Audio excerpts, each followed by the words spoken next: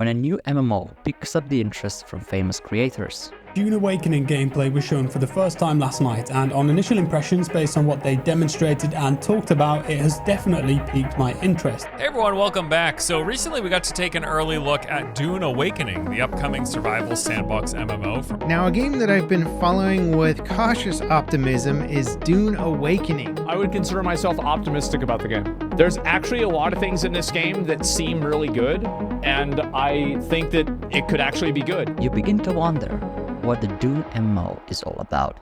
Dune Awakening is an open-world survival MMO set in Frank Herbert's Dune universe. It's being developed by Funcom, creators of another open-world survival game, Conan Exiles. Dune MMO is set to release in early 2025, and until now, they have revealed the game with many trailers, interviews, and a bit of gameplay as well. From that, we can already decipher the possible features that this game will offer. I'll watch them all, so you don't have to. Like any character-focused game, the character creation is the most important aspect of the game, as it not only enables you to fully immerse yourself in the game, it also gives you the freedom of creation, the freedom of making your mark in the game. To make your character, you will have anything that you would expect, from different character presets to kick off your creation, to many body and face sliders to customize as you see fit. But it does not end there. You will also be able to select your background, so from what planet you were born before you came to Arrakis, and what caste you lived in. Then, as a final part, you will be able to select your mentor. This will teach you the basic set of skills that you will be able to combine into abilities with other schools.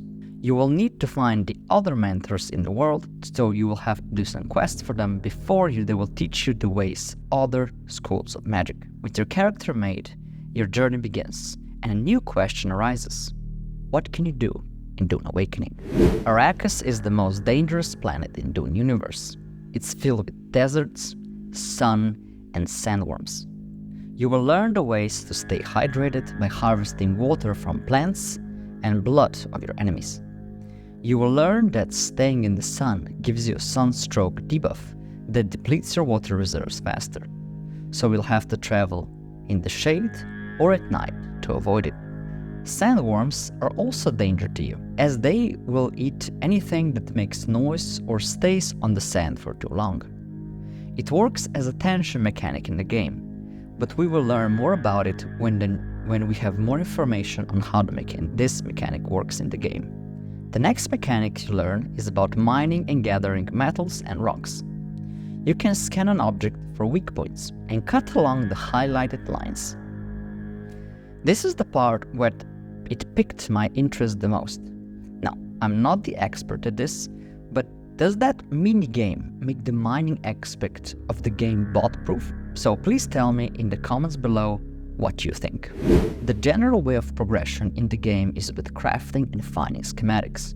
So, in a nutshell, you start with crafting simple guns and building small houses. You progress to sand bikes, helicopters-like vehicles called ornithopters, and these ease your land traversal and make you stronger in combat. The building system works by using blueprints. These are blue holograms that allow you to place an imagined structure and combine its elements into buildings. You can build houses or huge structures solo or with a group. I imagine you can make anything from small huts to cozy castles to huge guild halls for your group. You can fill it up with any crafting station you want, or they call it fabricators. But what is cool about this system is that you can sell the blueprints of the whole base and sell it to other players. I will cover a potential trading system later in the video, so you might know how the potential trading system works. With the basic systems covered, let's move to the fun part, the combat. The game looks like it's a third-person shooter with guns, melee, different abilities, and a lot of vehicles, from ground combat to air combat. They have shown a little bit of combat and what the early combat looks like. In my opinion, it looks fine, nothing special really. If it feels fluent in the end, and it's action-packed with plenty of group strategy, then it will have a lot of potential, especially in PvP or even in hard PvE situations. What PvE content can we expect in Dune Awakening? There are a few. First, there are social hubs, pure PvE zone with vendors, quest givers, and factions such as Atreides or Harkonnen, to whom you can swear allegiance to or not, it's your choice. Then we have bandit camps. These are areas filled with various enemies and hold good loot. Looks like they're open world in nature, so there's no loading screens to enter them. Then it seems like you have dungeons-like experience, so what they call testing grounds, a group-based activity where you take on the challenge. We do not know much about it, but I hope they will give us sufficient enough challenge and give us boss-like fights in the end. For sure, there will be a good and important loot, such as unique and valuable schematics, or parts for some endgame weapons and vehicles. Then we have open world events. They gave an example of a plane crashing from the sky and you, a player, rushing to it to collect the loot. This sounds cool, but there's the fun part. If the event happens in PvE zones, all the players fight for the loot. You know how the saying goes, early bird catches the worm. But if the event happens in PvP zone, then you fight for the loot, but you also get to kill each other for it. Now that sounds fun if you ask me, and it can actually evolve in a big group fight if circumstances allow it so. We have covered the PvE activities, but what about PvP? The main activity is so-called spice wars. In a nutshell, every so often a spice mine blows up, leaving a large area to collect it. Spice is a very valuable resource that is part of many endgame items. It can also fuel generators in your house and have many other applications. Players fight in big groups for control of the spice and try to collect as much spice as possible before the big sandworm comes and eats it all.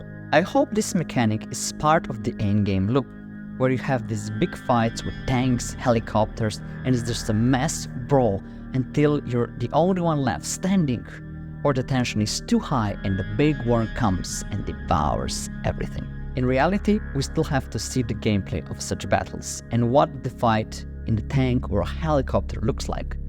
But as my coping-induced imagination runs wild, I hope that you too are excited about Dune Awakening. From all the videos I've watched, I have also tried to get the glimpse of other potential features that might be in the game. One of them is trading. You should be able to sell things on Marketplace for other players, from previously mentioned house blueprints to all-important spice. You also are going to be able to sell schematics for various different items, vehicles, and possibly even house decoration. Who knows? Or you will be able to craft these items and sell them on the market instead. I believe the game would give you the option and the freedom to decide on what you want to do. I know the next topic is very important for many players. You will be able to join or create guilds in the game. They will try to raise the power and take control of the spice. With your guild, you're gonna be able also to pledge allegiance to one of the houses. At the moment, it's Atreides and Harkonnen, or none, if you choose so. However, at this current time, we do not know the size of the guilds and if the guilds will be able to make alliances with other guilds.